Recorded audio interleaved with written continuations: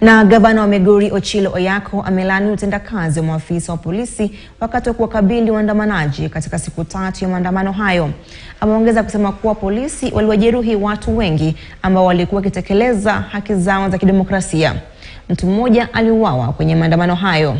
Ochilo amesema kuwa serikali yake itagharamikia matibabu ya waliojeruhiwa, huku ikiwataka maafisa wa polisi kupunguza nguvu wanapowakabili waandamanaji.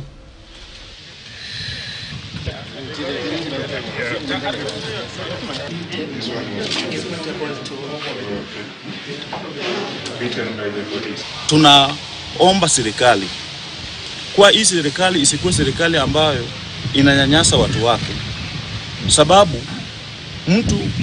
mseme hata kama mtu alikuwa anataka haki yake, mbona apigwe risasi? Ni sababu gani? Sasa sisi hatutaki haya ambayo yanafanyika kama watu wa hiki kijiji na hata kama kiongozi wa hiki kijiji.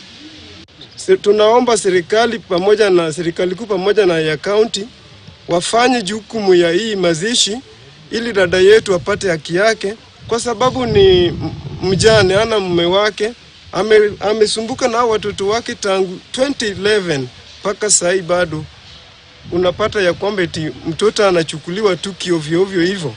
Tumeshangaa sana sisi kama familia. Lakini serikali ya Ruto imefanya watu wanakufa tu ovyo ovyo. Wanatembea bila manguo ya polisi, wanatembea tu na manguo tu kawaida. Wanaua tu watu ovyo ovyo. Hata watoto wametoka wanaenda kutafuta, wanaua watoto bila makosa. We are losing a lot as a nation in terms of clawback on democracy. We need to be able to find a formula, and I say it time and again, to find a formula how people can exercise their liberty, their rights under Article 37 without being killed, without being shot, without being hunted down in a free country like Kenya.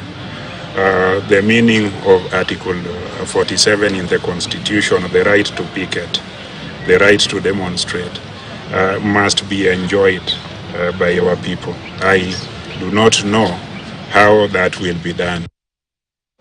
Kufuatia tetesi kwa maafisa ujasusi walivamia nyumbani kwa mwanao